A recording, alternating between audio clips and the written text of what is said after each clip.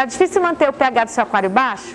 Hoje eu vou te mostrar coisas que ajudam ou atrapalham você nessa missão. Assiste esse vídeo. É o último aí, pessoal, do ano. É o último? Não. Tem mais um ainda. Tá. Oi, pessoal. A gente recebeu uma dúvida aqui no nosso canal a respeito de como baixar o pH do aquário. E quando vieram me perguntar, eu falei, depende. E aí é mais um daqueles casos que depende de 1000 coisas.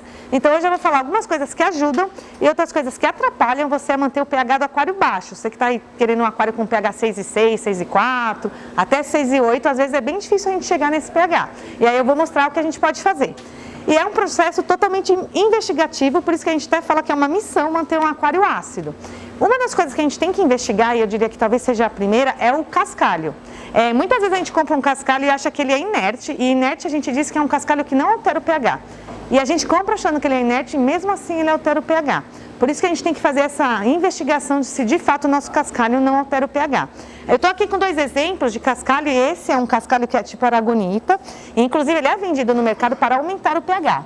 Então, primeira coisa, se você usa um cascalho que tem aragonita ou dolomita ou normalmente pedras brancas, e a gente até tem um padrão que essas pedras brancas normalmente são alcalinizantes e elas são assim calcárias, você sente que ela esfarela, que ela solta um pozinho branco. Esse tipo de cascalho normalmente alcaliniza, então se você está usando alguma coisa assim, tira do seu aquário porque ele vai alcalinizar e você não vai conseguir baixar o pH.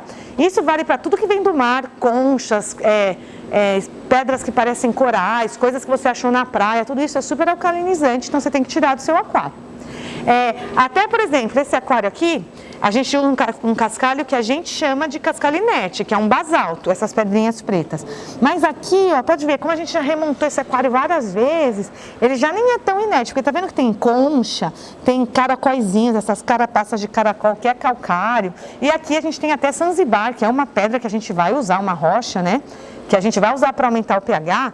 Então é tudo isso que a gente tem que investigar. Às vezes a gente está usando um cascalho inerte, mas já tem coisas misturadas nele que aumentam o pH.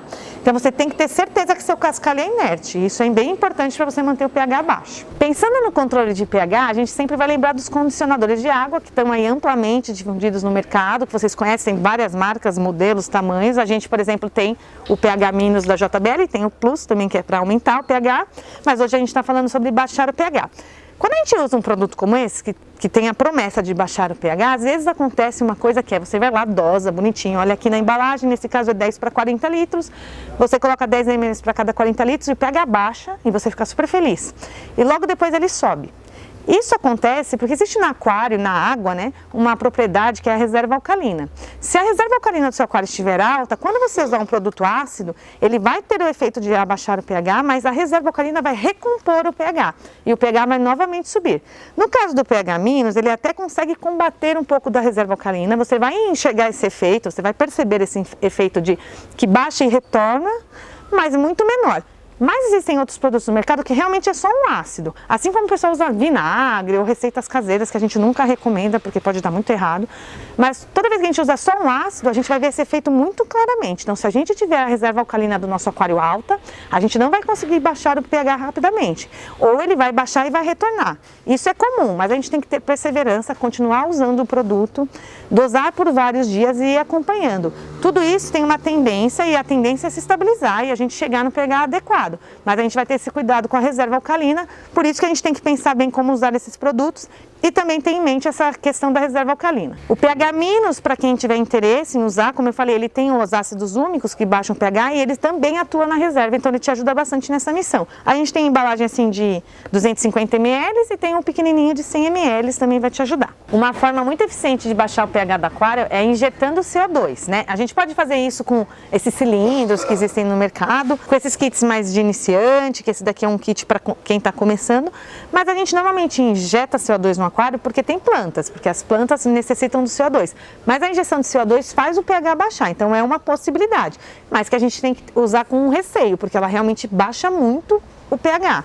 E se a gente não tiver as plantas no aquário, ou seja, se não for um aquário plantado, ninguém vai consumir esse CO2 e a tendência do pH é ficar em queda continuamente. Então, é possível baixar o pH com o uso de CO2 no aquário, mas é perigoso e a gente usa mais para casos de aquários plantados. Em contrapartida, o uso de raízes naturais, como essas da Max, coisas de madeira de verdade, né, raízes mesmo, vai favorecer que a gente abaixe o pH do nosso aquário, mas de uma forma muito mais gradual, muito mais devagar. É incontrolável, a gente não sabe o quanto diminui o pH, mas isso vai acontecer de uma forma mais natural e a gente vai ver o pH baixar no nosso aquário quando a gente usa coisas naturais. Na verdade, tudo que é matéria orgânica dentro de um aquário vai baixar o pH. Tudo que é matéria orgânica dentro de um aquário vai levar o pH para baixo. Então, as raízes naturais, folhas secas que a gente usa às vezes para decoração, as próprias plantas que vão perdendo as folhas no aquário, tudo que fosse decompondo dentro do aquário vai baixando o pH. Por isso que baixar o pH de um aquário é uma missão que tem um longo prazo. Você tem que ter bastante perseverança, porque a tendência é que ele vá baixando. E a tendência de qualquer aquário é que o pH sempre baixe.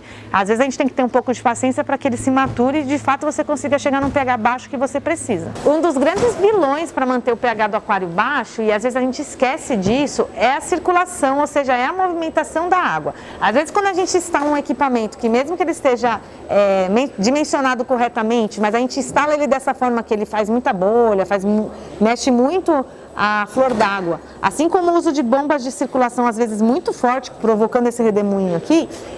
Na maioria das vezes a gente usa as bombas porque a gente quer o efeito mesmo de aumentar a oxigenação e, portanto, o pH. Mas se você está procurando um pH baixo, manter os equipamentos dessa forma, usar esse tipo de bomba pode te prejudicar. Toda vez que a gente injeta oxigênio no aquário, a gente aumenta o pH. Em contrapartida, toda vez que a gente injeta CO2 no aquário, a gente baixa o pH. Os dois, eles vivem em equilíbrio, o CO2 e o oxigênio dentro da água. Então, circulação em excesso pode prejudicar você e talvez você não consiga baixar o pH. Esse tipo de mudança do pH pela circulação, ele é o mais volátil, isso acontece muito rapidamente. Então, se eu ligo uma bomba e ela está muito forte, ela aumenta o pH pra caramba na hora. E se você depois desliga ou acessa a circulação e tem peixes respirando, ou seja, se consome o oxigênio, ele baixa muito rápido.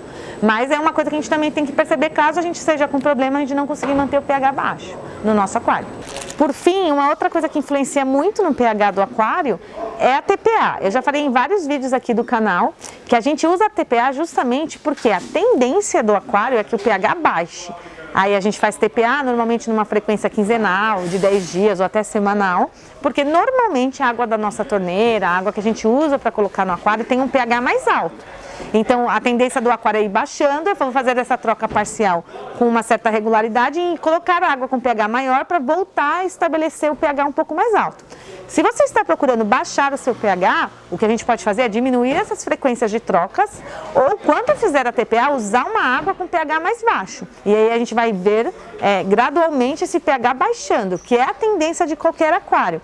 Por isso que esse trabalho de manter um pH ácido, ele é complexo, ele é difícil, mas ele depende de um tempo. Você tem que ter mesmo perseverança, você tem que continuar fazendo, que a tendência é que sempre os aquários se estabilizem e os pHs vão caindo. A gente percebe, na verdade, quando alguém não quer um pH muito ácido, que os aquários que estão montados há muito tempo, a gente vai ter o problema oposto, a gente vai ter que começar a usar elementos para subir o pH, porque a tendência de um aquário estabilizado e montado há bastante tempo é que o pH cada vez fique mais ácido.